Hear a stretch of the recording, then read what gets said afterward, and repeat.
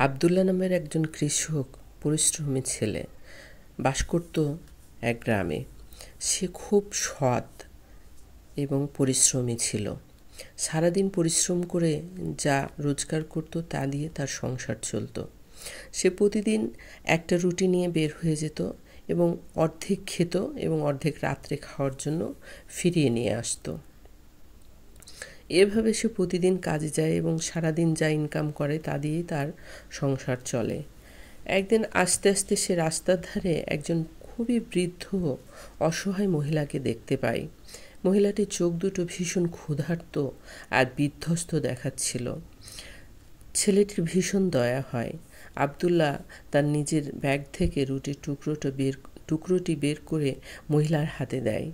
মহিলাটি রুটির টুকরোখানা হাতে নিয়ে ভীষণ খুশি হয় এবং আনন্দে তার চোখ দিয়ে পানি পড়তে থাকে।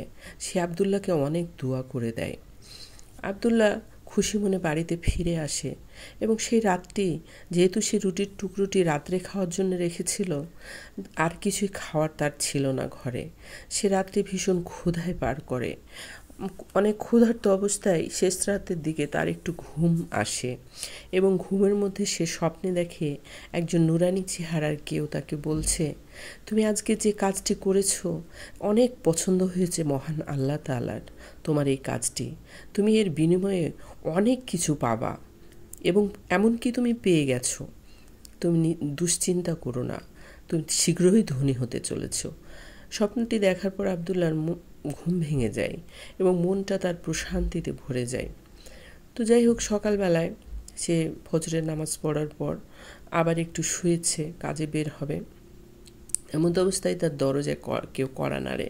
সে উঠে দরজা খুলে দেখে একজন ধনী ব্যবসায়ী তার দরজায় দাঁড়িয়ে। আবদুল্লাহ ভীষণ চমকে ওঠে। সে ভাবে, এত ধনী মানুষ আমার দরজায় কেন? সে সালাম দেয় এবং জিজ্ঞেস করে, কী ব্যাপার, আপনি কাকে চাচ্ছেন? ধনী লোকটি বলে যে, আমি তোমার নামে এই এলাকাতে শুনলাম তুমি নাকি একজন খুব সৎ লোক, তাই আমি তোমাকে একটু আমার কাজে সাহায্য করার জন্য নিতে এসেছি। তুমি কি আমাকে কাজে সাহায্য করবে? আবদুল্লাহ বলে, কি কাজ বলুন, আমি পারলে আপনাকে সাহায্য করব। লোকটি বলে, আমার একটি অনেক দামি রত্ন এই রাস্তা দিয়ে যাওয়ার সময় হারিয়ে গেছে এবং যতদূর সম্ভব আমার মনে হয় এই রাস্তায় কোথাও আছে। আমি একা সেটা খুঁজে পাচ্ছি না। যেহেতু তুমি সৎ, তুমি সেটা খুঁজে পেলে আমাকে দেবে, আমার বিশ্বাস। তাই আমি কাজটি তোমাকে দিতে চাই। তুমি যদি সেটা আমাকে খুঁজে দিতে পারো তবে আমি তোমাকে এর বহু গুণ মূল্য দেব। তারপর আবদুল্লাহ লোকটির সঙ্গে বের হয়ে যায় এবং কিছুক্ষণ খোঁজাখুঁজির পরে সেটা খুঁজে পায় না আর কি তারা। তখন আবদুল্লাহ মনে মনে আওড়াতে থাকে, ইন্না লিল্লাহি ওয়া ইন্না ইলাইহি রাজিউন। এ কথা ৪১ বার পর্যন্ত পড়ার পর একসময় হঠাৎ আবদুল্লাহ দেখে একটা গর্তের মধ্যে সেই রত্নটি চকমক করছে। সে সেটা খুশি মনে হাতে তুলে নেয় এবং লোকটির হাতে তুলে দেয়।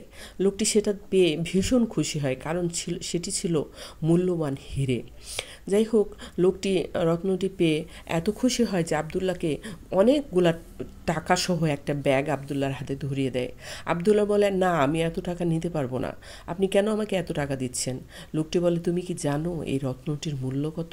তুমি এটি আমাকে পেতে সাহায্য করেছো, তাই এটা তোমার প্রাপ্য বলে টাকাটি দিয়ে লোকটি চলে যায়। আবদুল্লাহ খুশি মনে টাকাগুলো বাড়িতে নিয়ে আসে এবং পরবর্তীতে সেই টাকা দিয়ে সে নিজের উন্নতি করে, নিজের পরিবারের উন্নতি করে, এমনকি গ্রামে যারা গরিব দুঃখী ছিল তাদেরও উন্নতি করে এবং পুরো গ্রামটা সুখে ভরে ওঠে। যেহেতু আবদুল্লাহ সৎ ছিল, সে একা এই সুখটা ভোগ করতে চায়নি, সবাইকে নিয়ে সে সুখী ছিল। তা আমার গল্পটি এখানে শেষ। এখানে শিক্ষণীয় বিষয় হচ্ছে, কেউ যদি অভাবের সময় নিজে ক্ষুধার্ত থাকা অবস্থায় বা নিজের প্রয়োজন থাকা অবস্থায় সামান্য কিছু দান করে, সেটা মহান আল্লাহ পাকের কাছে খুব পছন্দনীয় হয় এবং সেটার বিনিময়ে তিনি বহুগুণ ফেরত দেন। ধন্যবাদ। আসসালামু আলাইকুম।